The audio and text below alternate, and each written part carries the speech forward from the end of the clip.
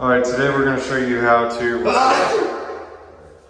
Alright, today we're going to show you guys how to replace some tiles. These were loose tiles. I already started popping it up. Basically what you want to do to protect the structural integrity of the rest of the tiles, so you don't have something that's like hollow tiles, you want them to sound solid. These are already starting to come up, but we aren't going to disturb them because they aren't cracked. So we're just going to get these out slowly. What we already did so far was with the tiles themselves. We went ahead and popped those out. We're gonna try to reuse that. If not, we got a replacement for it. And now what you wanna do is clean this out as best you can and then broom sweep it. These are 16-inch tiles. We were able to find some close matches at Home Depot. But all this junk right here, you need to scratch out this thin set here. You also need to scratch out the grout on the sides. Once you get the new tiles in, you can use liquid nails for this, or you can simply whip up a batch of thin set. Either of them works. We're only replacing 2 tiles, and then you're going to have to grout over it. So I'll show you what it looks like when it's cleaned.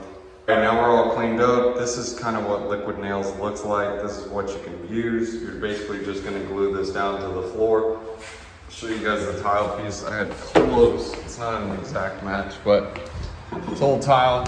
Get what you get, and instead of replacing all this tile in here, just got this piece.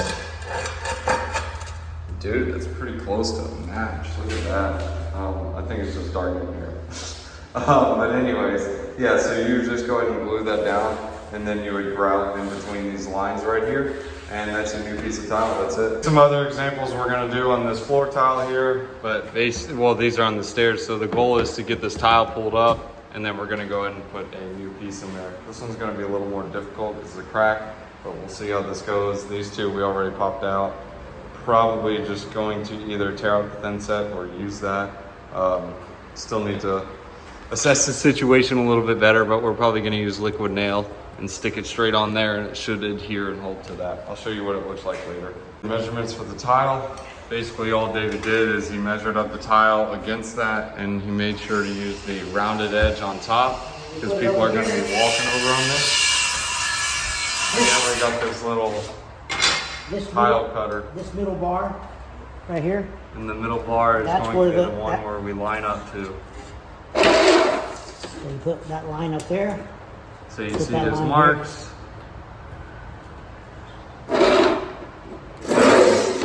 And then it scores the tile, and then a brace, and we got the fresh tile.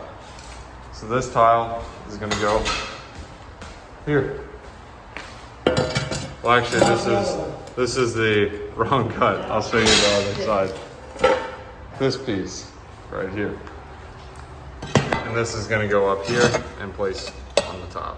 Here's how we cut the tile piece again. Right now, we want this beveled edge down here. We want this on the outside, so that way it's smooth and people don't cut their foot.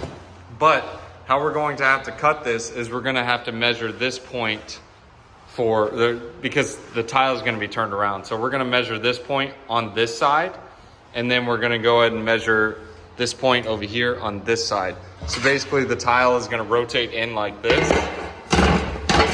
And the reason we can't just simply measure on this side is because when we just measure here, the tile can only slide into place here, and it's gonna be the cut edge. So what we're gonna have to do is turn the tile to the piece where we want, and we're gonna make the measurements on the side that's gonna be cut. So this is our back side of the tile that's going back here. So we're basically reversing the cuts.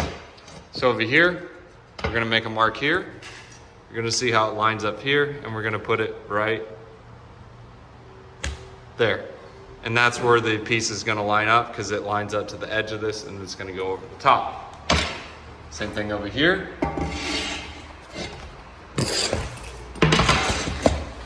Bring this tile over here, get it all the way to the edge.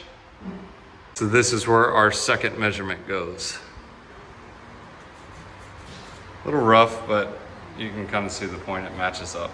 And the tile piece just goes in right there, and we're gonna go ahead and use liquid nails, get that flat, and then we're gonna grout over this.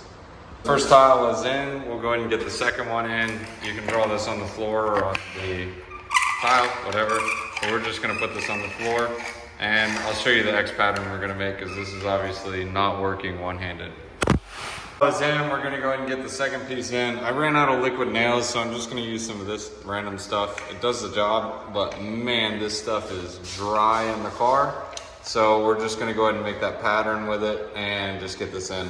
Made sure to get all the corners, and now we're just gonna go ahead and place the tile and position it to where it fits just right. You're gonna have to wiggle it side to side just to get it to settle. This is our tile piece that didn't match exactly, but it matches pretty well. And we're gonna try to get these even, and then we're gonna grout that tomorrow.